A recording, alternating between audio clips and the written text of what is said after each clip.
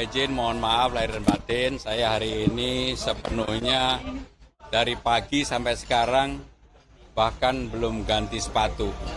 Karena pertama sholat Id di Masjid Istiqlal mendampingi Bapak Presiden. Kemudian saya ke istana silaturahmi halal bihalal dengan Bapak Presiden ke tempat Bu Mega. Balik ke sini sampai sekarang belum selesai. Jadi saya terus terang sebagai Gubernur Jakarta saya merasa happy, bahagia, surprise bahwa warga Jakarta bisa merayakan Idul Fitri ini dengan baik dan hampir tidak ada kejadian yang bersifat besar.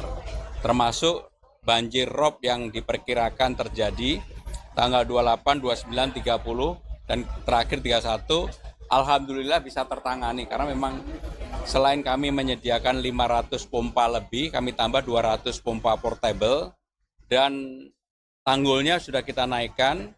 Nanti setelah Lebaran kita akan mulai bulan April mengerjakan tanggul menaikkan sampai dengan 2,5 meter.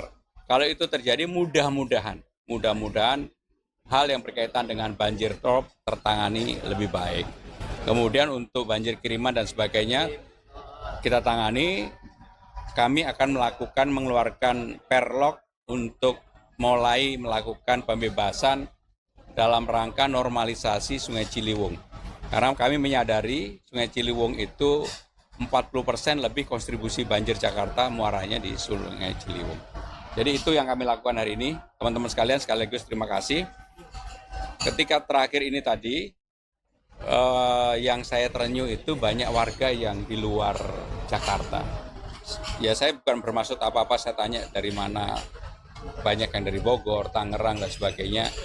Jakarta sekali lagi terbuka bagi siapapun dan saya akan menjadikan Jakarta mudah-mudahan tidak ada tindakan-tindakan yang diskriminatif bagi warga di luar Jakarta. Karena saya memang betul-betul menginginkan Jakarta lebih ramah, lebih enak di siapapun yang mau datang ke Jakarta. Warga luar Jakarta itu melaporkan apa aja? Mereka yang datang umumnya melaporkan apa aja, Pak? Kenapa? Baru pertama kali menempati rumah dinas, terus langsung open house semuanya nih Pak. Saya dari 2 malam ini sebenarnya sudah tidur di sini. Saya kan orangnya nggak bisa diem. Karena kemarin walaupun puasa saya nggak bisa diem, saya sepedaan, akhirnya jatuh nih. Iya. Tapi nggak apa-apa, besok sepedaan lagi. Jadi nggak lah. Yang penting jadi orang nggak boleh menyerah bahwa kita kerja keras, kita harus kerja keras. Saya adalah orang yang terbiasa bekerja keras. Sebenarnya saya juga nggak mau terlalu ekspos, tapi kan ya namanya juga Lebaran sehingga banyak tamu. Hari ini terekspos, tetapi ya untunglah ada anak saya yang dampingin ini.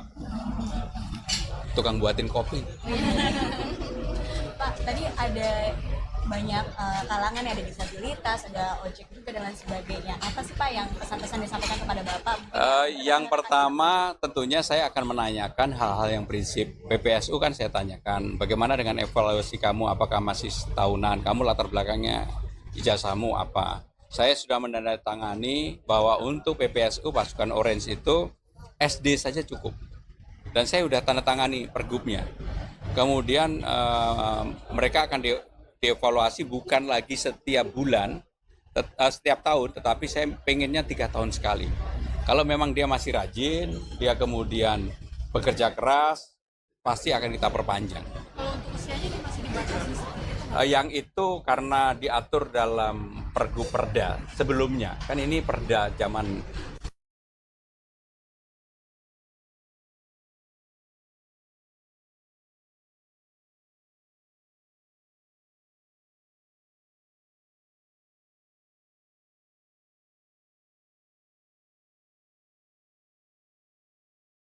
PSU juga minta ada jaminan sosial gitu.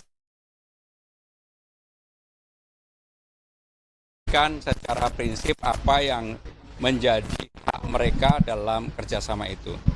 Yang belum ada itu begini, PPSU itu setelah pensiun mereka rata gampang. Dan ketika itu kan belum ada jaminan apapun. Tetapi kalau diberikan jaminan ini memang melanggar aturan. Sehingga dengan demikian tadi pertanyaan tentang usia mungkin saya mempertimbangkan kalau memang mereka masih bisa bekerja keras, masih rajin, ya usianya diperpanjang. Tapi ini belum keputusan ya. Saya akan mempertimbangkan untuk itu. Karena sekarang ini orang di usia 58, 55, 58 itu fisiknya juga masih bagus untuk bekerja keras, apalagi dia ini kan mempunyai tanggung jawab di keluarganya rata-rata. Satu lagi ya. Dari Pak Prabowo ada nggak sih pesan untuk Jakarta atau semacamnya yang disampaikan Mas Prabowo? Ya rahasia lah. Kan di IG saya kasih clue itu kan berdua sebenarnya. Sekarang ada aspirasi apa lagi yang disampaikan sama warga, mungkin selain PSU, ada yang bilang soal rumah susun. Jadi soal rumah susun ini juga menjadi persoalan tersendiri. Terus terang banyak rumah susun yang mohon maaf tidak membayar secara baik. Dan yang menjadi persoalan adalah ketika ada persoalan di lapangan, mereka kembali ke rumah susun.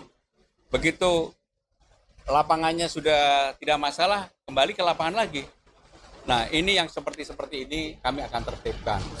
Karena apa? Kebanyakan yang seperti itu dulu ketika mereka menempati rumah susun kan diberikan privilege karena mereka dipindahkan. Dipindahkan sehingga dengan demikian diberi privilege. Ketika mereka sudah mendapatkan privilege, mereka tidak sama sekali mohon maaf. Harusnya privilege itu kan dimanfaatkan secara baik. Sehingga dengan demikian saya sudah bicara bahwa yang berkaitan dengan rumah susun yang tanggungannya terlalu lama, kemarin apalagi saya sudah mengeluarkan pergub yang di bawah 650 juta untuk rumah susun ya, mereka kita bebaskan sepenuhnya, nggak perlu bayar PBB. Nah saya takutnya sudah nggak bayar PBB, bisa ditempatin, airnya juga kita kasih kartu air sehat, mereka malah seperti mendapat banyak kemudahan.